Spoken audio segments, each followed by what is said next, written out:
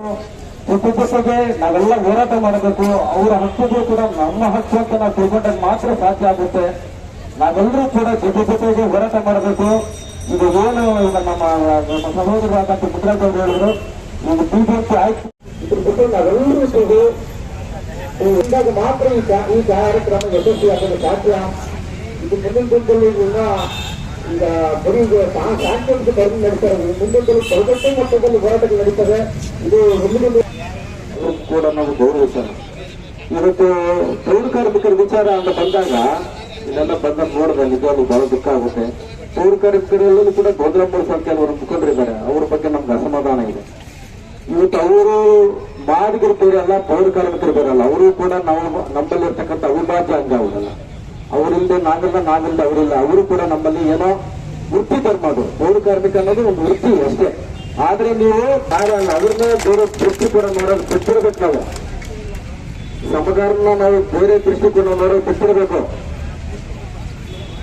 ನಾವೆಲ್ಲ ಸಮಗಾರರು ಬೇರೆ ಅಲ್ಲ, ಮಾದಿಗರು ಬೇರೆ ಅಲ್ಲ, ನಾವೆಲ್ಲರೂ ಕೂಡ ಅಂತಂದ್ರೆ ನಾವೆಲ್ಲ ಅದು ಕೆಲಸ ಅಷ್ಟೇ, ವೃತ್ತಿ. ಸರ್ಕಾರಕ್ಕೆ ಪದ ಬಿಡಬೇಕಾದ್ರೆ 3 ದಿನ ಕೆಲಸ ಬಿಡಬೇಕಂದ್ರೆ ನಾವು ಪೌರ ಕಾರ್ಮಿಕರಿಗೆ ಎಷ್ಟು ಮಟ್ಟಿಗೆ ನಾವೆಲ್ಲ ಹತ್ರ ಬಿಟ್ಕೊಂಡಿದ್ದೀವಿ. ಅವ್ರನ್ನೇ ಅವ್ರನ್ನ ಕೂಡ ನಾವು ಒಂದಲ್ಲ ಒಂದು DSS ಸಂಘಟನೆಯಿಂದ ಹಿಡಿದು ಮಾದಿಗ ಸಂಘಟನೆಯಿಂದ ಹಿಡಿದು ನಾವೆಲ್ಲರೂ ಕೂಡ ಅವ್ರನ್ನೆಲ್ಲ ಕಡೆಗಣಿಸಿದ್ವಿ. ಅವ್ರಿಗೆ ಅವರ ಹಕ್ಕುಗಳನ್ನ ನಾವೆಲ್ಲ ಕಡೆಗಣಿಸಿದ್ವಿ. ಇದು ಒಂದು ಕಡೆ, ಎಲ್ಲ ಒಂದು ಕಡೆ ನಾವೆಲ್ಲ ತಪ್ಪು ಮಾಡ್ತಾ ಇದ್ವಂತ ಅನ್ಸುತ್ತೇ ಇಲ್ಲ. ಇದನ್ನ ತಗೋಬೇಕು, ವಿಶ್ವಾಸಕ್ಕೆ ತಗೋಬೇಕು. ನಾವು ಬರೀ ಮಾತಲ್ಲೇ ಹೇಳ್ತಾ ಇದ್ವಿ. ಅವ್ರನ್ನ ಒಂದ್ಸತಿ ತಗೊಂಡಿದ್ರೆ ಇಷ್ಟು ದೊಡ್ಡ ಮಟ್ಟದಲ್ಲಿ ಸರ್ಕಾರಕ್ಕೆ ಮಾದಿಗ ಅನ್ನೋದು ಬರೆಸಬೇಕು, ಮಾದಾರ ಅಂತ ಆದರೂ ಬರೆಸಬೇಕು, ಅಥವಾ ಚಮಗಾರ ಅಂತ ಆದರೂ ಬರೆಸಬೇಕು. ಇಲ್ಲ ಈ ನಮ್ಮ ಉಪಜಾತಿಗಳಂತ ಯಾವ್ದಿದೆಯೋ ಅದ್ರ ಕಡ್ಡಾಯವಾಗಿ ನೀವು ಘೋಷಣೆ ಮಾಡಿಲ್ಲ ಅಂದ್ರೆ ನಿಮಗೆ ಸೌಲಭ್ಯಗಳು ಸಿಗಲ್ಲ. ಈ ಕಡೆ ಇನ್ನೂ ಹೇಗೆ ನೋಡಿ ಈ ಕುಂದದಲ್ಲಿ ಇಟ್ಟಿದ್ದಾರೆ. ಈ ಭಾಗದಲ್ಲಿ ಚಿಕ್ಕಬಳ್ಳಾಪುರ, ಕೋಲಾರ, ಯಾದಿ ಆಂಧ್ರ ಅಂತ ಬಳಸಿ ಇನ್ನೂ ಗೊಂದಲದಲ್ಲಿ ಇಟ್ಟಿದ್ದಾರೆ. ಇದನ್ನು ಇವತ್ತಿಗೆ ನಿಲ್ಲಿಸಬೇಕು. ಇನ್ನೊಂದು ವಾರದಲ್ಲಿ ಮಧ್ಯಂತರ ಭರ್ತಿ ನೀಡೋಷ್ಟರಲ್ಲಿ ನೀವೆಲ್ಲರೂ ಕೂಡ ಆದಷ್ಟು ಎಷ್ಟು ಸಾಧ್ಯ ಆಗುತ್ತೋ ನಮ್ಮ ನೆಂಟರು, ನಮ್ಮ ಸಹೋದರರು, ನಮ್ಮ ಎಲ್ಲೆಲ್ಲಿದ್ದಾರೆ, ಯಾರ್ಯಾರಿಗಿದ್ದಾರೆ ಅವ್ರಿಗೆಲ್ಲರಿಗೂ ಕೂಡ ಜಾತಿ ಪ್ರಮಾಣ ಪತ್ರ ಅಥವಾ ಸರ್ವೆ ಮಾಡಕ್ ಬಂದಾಗ ಖಂಡಿತವಾಗ್ಲಿ ನೀವು ಮಾದಿಗ ಅಥವಾ ಅದರ ಉಪಜಾತಿ ಏನಿದೆಯೋ ಅದನ್ನು ದಯವಿಟ್ಟು ನೀವು ಬಳಸಿ ಇದನ್ನ ಕ್ರಾಂತಿಕಾರಿ ಹೆಜ್ಜೆಯನ್ನು ಇಡಬೇಕಂತೇಳಿ ಸಂದರ್ಭದಲ್ಲಿ ನಿಮ್ಮೆಲ್ಲರಿಗೂ ವಿನಂತಿ ಮಾಡ್ತಾ ನಾನು ಮಾತು ಮುಗಿಸ್ತಾ ಇದ್ದೀನಿ. ಜೈ ಹಿಂದ್, ಜೈ ಕರ್ನಾಟಕ. ಫೋಟೋ ಹಿಡ್ಕೋದ್ನ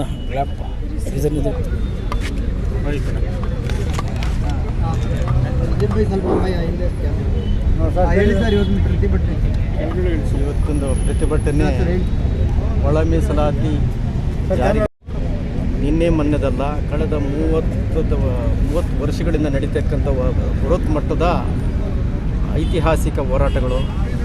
ಅದರ ಅಂಗವಾಗಿ ಇವತ್ತು ನಮ್ಮ ನಾಡಿನ ಹುಟ್ಟು ಹೋರಾಟಗಾರರು, ಹೆಸರಾಂತ ತ್ಯಾಗಮಯಿ ಜೀವಿಯಾಗಿರ್ತಕ್ಕಂಥ ಪ್ರೊಫೆಸರ್ ಬಿ ಕೃಷ್ಣಪ್ಪನವರ ಸಮಾಧಿ ಹರಿಹರದಿಂದ ಕ್ರಾಂತಿಕಾರಿ ಪಾದಯಾತ್ರೆ ಮಾಡಿಕೊಂಡು ಇಲ್ಲಿ ಫ್ರೀಡಮ್ ಪಾರ್ಕ್ನಲ್ಲಿ ನಾವು ಚಳವಳಿ ಹಮ್ಮಿಕೊಡ್ತಾ ಇದ್ವಿ.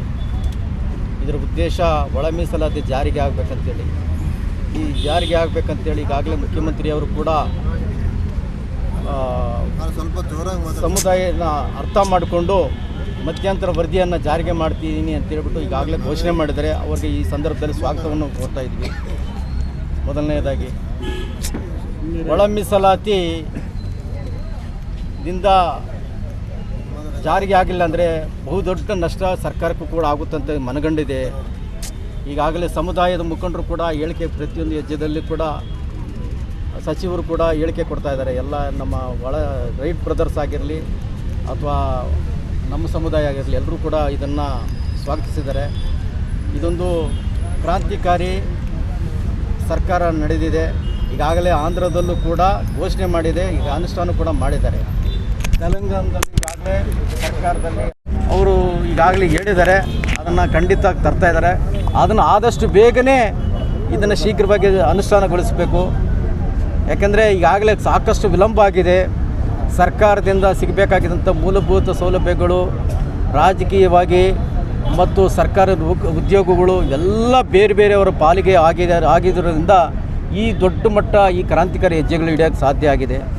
ಇನ್ನು ಮುಂದೆ ಆದರೂ ಸರ್ಕಾರ ಎಚ್ಚೆತ್ತುಕೊಂಡು ಇದನ್ನು ಈ ಕೂಡಲೇ ಅನುಷ್ಠಾನ ಮಾಡಿದರೆ ಅನೇಕ ತುಳಿತುಕೊಳಪಟ್ಟಂಥ ಪೌರ ಕಾರ್ಮಿಕರಾಗಿರ್ಬೋದು ಮತ್ತು IAS KAS IAS ಬೇಡ KAS ಇಂದ ಹಿಡಿದು FDಸಿಂದ SDಸಿಂದ ಅನೇಕ ಸೌಲಭ್ಯಗಳು ಪಡೆಯಲು ಈ ನಮ್ಮ ಸಮುದಾಯಕ್ಕೆ ಮಾದಿಗ ಸಮುದಾಯಕ್ಕೆ ಸಾಮಾಜಿಕ ನ್ಯಾಯ ಕಲ್ಪಿಸಿಕೊಟ್ಟಂಗೆ ಆಗುತ್ತದೆ. ಇಲ್ಲಾಂದರೆ ಇನ್ನೂ ಇಷ್ಟು 75 ವರ್ಷ ಆಗಿದ್ರು, ಸ್ವಾತಂತ್ರ್ಯ ಬಂದು 75 ವರ್ಷ ಆಗಿದ್ರು ಕೂಡ ಇನ್ನೂ ಕೂಡ ಮೂಲಭೂತ ಸೌಲಭ್ಯಗಳು ಕೇಳೋದು ದುರ್ದೈವಾಗಿದೆ. ಎಷ್ಟು ಹೋರಾಟಗಳು ಮಾಡಬೇಕು ಹೇಳಿ ಸರ್ಕಾರಕ್ಕೆ? ಅರಬೆತ್ತಗಲ ಮೆರವಣಿಗೆ, ಪುಟಗೋಜ್ ಚಳವಳಿ, ಹುಬ್ಳಿ ಸಮಾವೇಶ ಮತ್ತು ಬೆಳಗಾಂ ಅಧಿವೇಶನ ಮುತ್ತಿಗೆ, ವಿಧಾನಸೌಧ ಮುತ್ತಿಗೆ, ವಿಧಾನಸೌಧದ ಆವರಣದಲ್ಲಿ ಕರಪತ್ರಗಳನ್ನು ಎಸೆಯೋದ್ರು, ಎರಡು ಅನೇಕ ಜೀವಗಳು ಬಲಿಯಾಗಿದೆ. ಇದು ಇನ್ನೆಷ್ಟು ಬಲಿಯಾಗಬೇಕು? ದಯವಿಟ್ಟು ಆದಷ್ಟು ಶೀಘ್ರವಾಗಿ ನಾಗಮೋಹನ್ ದಾಸ್ ಅವರಿಗಿಂದ ಮಧ್ಯಂತರ ವರದಿ ತರಿಸ್ಕೊಂಡು ಕೂಡಲೇ ಸರ್ಕಾರ ಅಧಿಕೃತ ಘೋಷಣೆ ಮಾಡಬೇಕಂತ ಸಂದರ್ಭದಲ್ಲಿ ನಾನು ಮತ್ತೊಮ್ಮೆ ವಿನಂತಿ ಮಾಡುತ್ತಾ, ಸಿದ್ದರಾಮಯ್ಯವರು ಏನು ಘೋಷಣೆ ಮಾಡಿದ್ದಾರೆ ಅದನ್ನು ವಿಳಂಬ ಮಾಡದೆ ಅನುಷ್ಠಾನಗೊಳಿಸಬೇಕಂತೇಳಿ ಸಂದರ್ಭದಲ್ಲಿ ನಾವು ಒತ್ತಾಯ ಮಾಡ್ತಾಯಿದ್ದೀವಿ. ವಂದನೆಗಳು. ಇವತ್ತು ನಮಗೆ ಮಾಧ್ಯಮಗಳವ್ರು ಬಂದಿರೋದು ನೋಡಿದ್ರೆ ನಮ್ಗೆ ತುಂಬ ಸಂತೋಷ ಆಗ್ತಾಯಿದೆ. ಯಾಕಂದರೆ ಮಾಧ್ಯಮಗಳಿಂದ ನಮಗೇನೋ ಇವತ್ತು ನ್ಯಾಯ ಸಿಗ್ತದೆ ಅಂತೇಳಿ ನಾವು ಕನಸು ಕಾಣ್ತಾ ಇದ್ದೀವಿ. ಯಾಕಂದರೆ ಸಿದ್ದರಾಮಯ್ಯನೂ ಹೇಳೋದೊಂದು ಮಾಡೋದೊಂದು. ಇಲ್ಲಿ ಈಗ ಮಾಡ್ತೀನಿ ಅಂತ ಹೇಳಿದ್ರೆ ಇನ್ನೊಂದು ಸ್ವಲ್ಪ ಹೊತ್ತು ಕೊಟ್ಟರೆ ನೀನು ಸರಿ ಹೆಂಗೆ ಮಾಡೋದು ಅಂತ ಯೋಚನೆ ಮಾಡ್ತಾ ಇರ್ತಾನೆ. ಆತನಿಗೆ ಪ್ರತ್ಯೇಕವಾಗಿ ಮಾಡಬೇಕನ್ನೋ ಮನಸ್ಸು ಮೊದಲಿಲ್ಲ ಆತನಿಗೆ. ಯಾಕಂದರೆ ಆತನಿಗಿದ್ರೆ ಯಾವಾಗ ಮಾಡಕ್ಕೆ ಬಿಡ್ತಾಯಿದ್ನು. ಪಾಪ ಕೊಡ್ಬೇಕು ತಗೊಳಪ್ಪ, ಮಾದಿಗ ಸಮುದಾಯದ್ರು ಕೊಡಬೇಕು ಅವ್ರಿಗೆ, ಅವ್ರು ಕೇಳ್ತಾರೆ, ಅವ್ರು ಕೇಳ್ತವ್ರೆ. ನಾನಿರೋದು ಬಾಬಾ ಸಾಹೇಬ್ ಅಂಬೇಡ್ಕರ್ ಕೊಟ್ಟಂಥ ಭಿಕ್ಷೆಯಿಂದ ನಾನು CM ಆಗಿರೋದು ಅಂತ ಅಪ್ಪನಿಗೆ ಅರ್ಥ ಆಗ್ತಾಯಿಲ್ಲ. ಯಾಕಂತ ಹೇಳಿದ್ರೆ ಸಂವಿಧಾನ ಯಾರಪ್ಪನ ಸೊತ್ತಲ್ಲ, ಇದು ಸಾರ್ವಜನಿಕರ ಸೊತ್ತು. ಇದು ಅದಕ್ಕೆ ಸಮಾನವಾಗಿ ಎಲ್ಲ ಹಕ್ಕು ಕೊಡಬೇಕು ಸಿದ್ದರಾಮಯ್ಯನವರು. ಈಗ ಮೊನ್ನೆ ಹೇಳಿದ್ರು 19ನೇ ತಾರೀಕು, ನೋಡಪ್ಪ 22ನೇ ತಾರೀಕೆಲ್ಲ ಮುಗಿಸಾಕ್ಬಿಡ್ತೀನಿ ರೀ, ಇನ್ನೊಂದು 2 ದಿನದಲ್ಲಿ ನಿಮಗೆ ಅಧಿಕಾರ ಎಲ್ಲ ಕೊಟ್ಬಿಡ್ತೀವಿ, ಎಲ್ಲ ಹಕ್ಕುಗಳು ಕೊಟ್ಬಿಡ್ತೀನಿ. ಇದುವರೆಗೂ ಕೊಡಲಿಲ್ಲ. ತಿರ್ಗಿ ಆಮೇಲೆ 21ನೇ ತಾರೀಕು ಅದೇ ಮಾತು ಹೇಳಿದ್ರು ಅವರು, ಈಗ ಕೊಡ್ತೀನಿ ಅಂತೇಳಿ. ಅದೇನು ಹೇಳ್ತಾರೆ, ಬಾಬಾ ಸಾಹೇಬ್ ಅಂಬೇಡ್ಕರ್ ಗುಲಾಮ ಅಂತೇಳಿ ಒಂದು 100 ಸಾರಿ ಹೇಳಿದ ಮೇಲೆ ಗುಲಾಮಗಿರಿಗೆ ಹೋಗುತ್ತೆ ಅಂತ ಹೇಳ್ಬಿಟ್ಟು ಕೊಡ್ತೀನಿ ಅಂತೇಳಿ ಒಂದು ಸರಿ ಕೊಡ್ತಾನೆ ಗೊತ್ತಿಲ್ಲ. ಇರಲಿ, ಯಾಕಂದರೆ ಒಂದು ಪಾಸಿಟಿವ್ ಆಗಿ ಮಾತಾಡ್ತಾ ಇದ್ದಾನೆ. ಒಂದು ಸರಿ ಕೊಡ್ತೀನಿ ಅದೇ ರೀತಿ ಮಾತಾಡಿ, ನೆಗೆಟಿವ್ ಹೋಗೋಕೆ ಹೋಗ್ಬೇಡಿ, ಪಾಸಿಟಿವ್ ಮಾಡಿಬಿಡ್ರಿ. ಯಾಕಂದ್ರೆ ಇವತ್ತು ಹೇಳ್ತಾ ಇದ್ರಿ, ಇವತ್ತು ಅವ್ರು ಬರಲ್ಲ ಇವ್ರು ಬರಲ್ಲ ಅಂತ ಹೇಳ್ತಾ ಇದ್ರು. ಇವತ್ತು ನಮ್ಮ ಮಲೆ ಸಮುದಾಯದ ಬೇರೆಯವ್ರಿಗೆ ಏನಿದ್ರೆ ಕೊರ್ಚ ಲಂಬಾಣಿ ಅವ್ರಿಗೇನೇನು ಕೊಡೋದು ಬೇಕಾಗಿಲ್ಲ ಅಂತ ಹೇಳ್ತಾ ಇದ್ರು. ಈಗ ಅವ್ರಿಗೂ 4% ಕೊಡ್ತಾ ಇದ್ರು. 23ನೇ ತಾರೀಕು ಅಂಬೇಡ್ಕರ್ ಭವನದಲ್ಲಿನೂ ಮೀಟಿಂಗಲ್ಲೆಲ್ಲ ಮಾತಾಡೋರೆ ನಮ್ಮ ಚಲವಾದಿ ಸಮುದಾಯದ ಮುಖಂಡರುಗಳೆಲ್ಲ. ಕೆಲವ್ರು ಬಿಟ್ಟರೆ ನಾವು ಅದು ವಿಚಾರ ಗೊತ್ತಿಲ್ಲದವ್ರು ಮಾತಾಡೋರೆ, ವಿಚಾರ ಗೊತ್ತಿದ್ರು ಅವ್ರಿಗೂ ಕೊಡ್ರಿ ಅಂತೇಳಿ ಅವರು ಕೆಲವು ಮಾಧ್ಯಮದಲ್ಲೆಲ್ಲ ಮಾತಾಡೋದಲ್ಲ ನಮ್ಮ ಗಮನಕ್ಕೆ ಬಂದಿದೆ. ನಾವು ಮೀಡಿಯಾಗಳೆಲ್ಲ ನೋಡಿದ್ದೀವಿ. ಅದೇ ರೀತಿಯಲ್ಲಿ ನಮ್ಮ ಒಂದು ಏನು ನಮ್ಮ ಕ್ರಾಂತಿಕಾರಿ ಪಾದಯಾತ್ರೆ ಮೂಲಕ ಹೋರಾಟ ಮಾಡ್ಕೊಂಡು ಬಂದಿದ್ದೀವಿ, ನಮ್ಮ ಓಟು, ನಮ್ಮ ಹಕ್ಕು, ನಮ್ಮ ಹಕ್ಕಿಗಾಗಿ ಮತ್ತು ನಮ್ಮ ಮೀಸಲಾತಿಗಾಗಿ ಏನು ಓಡಾಡ್ಕೊಂಬಂದು ನಮ್ಮ ಹಕ್ಕು ನಮ್ಗೆ ಕೊಡಿ ಸಮಯ ನಾವು ಬೇರೆ ಏನು ಕೇಳ್ತಾ ಇಲ್ಲ, ಎಕ್ಸ್ಟ್ರಾ ಕೊಡಿ ಅಂತ ಕೇಳ್ತಾ ಇಲ್ಲ. ಒಂದು ವೇಳೆ ಏನಾದರೂ ಬೇರೆಯವ್ರಿಗೆ ಕೊಡೋಕ್ಕಾಗಲ್ಲ, ನಿಮ್ಗೆ ಮಾತ್ರ ಕೊಡ್ತೀವಿ ಅಂದರೆ ನಮ್ಮನ್ನು ನಮ್ಗೆ ಕೊಟ್ಬಿಡ್ರಿ, ನಾವೇನು ನಿಮ್ಮನ್ನು ಬೇರೆ ಕೇಳೋಕ್ಕೂ ಹೋಗಲ್ಲ. ಅದಕ್ಕೂ ನಾವು ಭದ್ರಾಗಿರ್ತೀವಿ. ಏನು ನಾವು ಕೇಳ್ತಾ ಇರೋದು 6%. ಈ ಒಂದು 6%ಗೋಸ್ಕರ ನಾವು ಇಷ್ಟು ಹೋರಾಟ ಮಾಡಬೇಕು ಸಮಯ ಸಿದ್ದರಾಮಯ್ಯನವರೇ. ದಯವಿಟ್ಟು ವ್ಯವಸ್ಥಿತವಾಗಿ ಮಾಡಿ. ಇನ್ನೇನು ನೀವು ಹೇಳಿದ್ದು 2 ದಿನ ಮುಗಿದೋಗಿದೆ, ಇನ್ನು ನಾಳೆ ಎಲ್ಲ ನಡೆದು ನಿಮ್ಮ ಸಮಯ ಮುಗಿದೋಗುತ್ತೆ.